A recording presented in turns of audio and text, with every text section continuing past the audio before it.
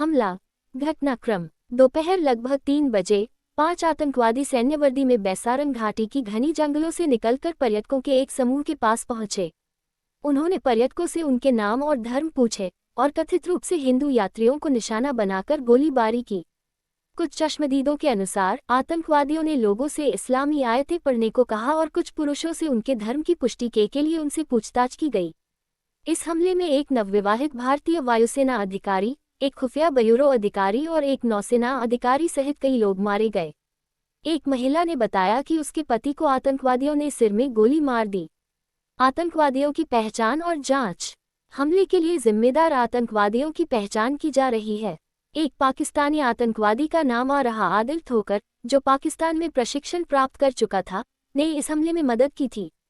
उसके घर को सुरक्षा बलों ने ध्वस्त कर दिया है।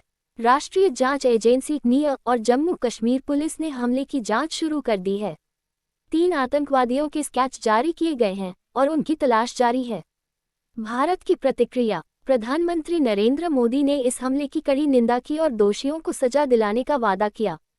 भारत सरकार ने पाकिस्तान पर आतंकवादियों को समर्थन देने का आरोप लगाते हुए कई कड़े कदम उठाए हैं। इंडस जल संधि को निलंबित कर दिया गया है। पाकिस्तानी नागरिकों के वीजा रद्द किए गए हैं। पाकिस्तानी राजनयिकों और सैन्य सलाहकारों को निष्कासित किया गया है। पाकिस्तान ने इन आरोपों से इनकार किया है और भारत के कदमों को युद्ध की कार्रवाई बताया है। कश्मीर में जन प्रतिक्रिया। इस हमले के बाद कश्मीर में व्यापक विरोध प्रदर्शन हुए। श्रीनगर से जम्मू तक कई शहरों में बंद का आह्वान किया गया। स्थानीय गुरुद्वारों ने पर्यटकों के लिए अपने दरवाजे खोल दिए। कई कश्मीरी नागरिकों ने हमले की निंदा की और पीड़ितों के साथ एकजुटता दिखाई। पर्यटन पर प्रभाव। पहलगाम, जिसे मिनी स्विट्जरलैंड कहा जाता है, में इस हमले के बाद पर्यटन पर गहरा असर पड़ा है। 2024 में लाखों पर्यटकों ने कश्मीर का दौरा किया था, लेकिन अब बड़ी संख्या में पर्यटक क्षेत्र छोड़ रहे हैं। स्थानीय व्यवसायों और होटल उद्योग को भारी नुकसान हो रहा है। अंतर्राष्ट्रीय प्रतिक्रिया। संयुक्त राष्ट्र महासचिव एंटोनियो गुटेरेस ने इस हमले की कड़ी निंदा की और कहा कि नागरिकों पर हमले किसी भी परिस्थिति में अस्वीकार्य हैं। अमेरिकी राष्ट्रपति डोनाल्ड ट्रंप और अन्य विश्व नेताओं ने भी इस हमले की निंदा की और भारत के साथ एकजुटता व्यक्त की।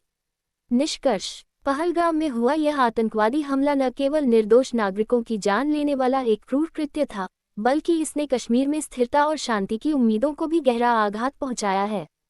भारत सरकार की कड़ी प्रतिक्रिया और अंतर्राष्ट्रीय समुदाय की निंदा के बावजूद ये घटना क्षेत्र में बढ़ते तनाव और असुरक्षा की भावना को उजागर करती है।